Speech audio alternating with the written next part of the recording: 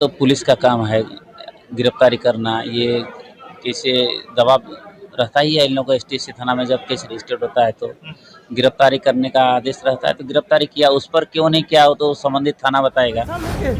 बोलने के लिए कि जरा माता के खिलाफ बोलिए। हाँ। इसीलिए कहना चाहिए छोटा बाबा और दूसरा कलकत्ता आजसू का फंडिंग से झारखंड में आग लगाने का काम किया है और सब समुदाय को लड़ाने का काम करता है ये लोग। हाँ।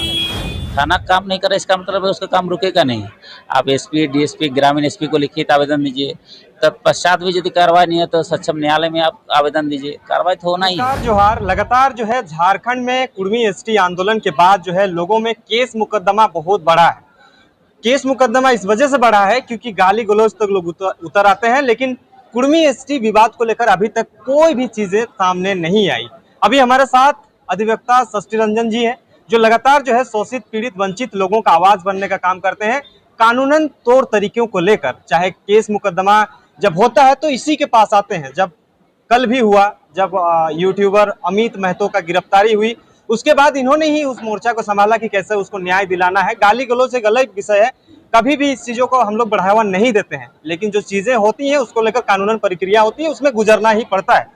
सर, सबसे पहले जोहार। जोहार आपके चैनल के माध्यम से सबको मेरा भी तहे दिल से सबको जोहार, नमस्कार।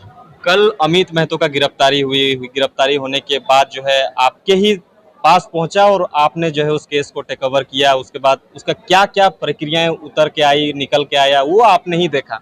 क्या हुआ था अमित महतो के साथ? गाली गलौज तो हुआ था, कितना धाराएं लगा? देखिए, ये 8 तारीख को, 29 तारीख को रजिस्टर्ड हुआ था कि एसटीएससी एक्ट थाना में हुआ था।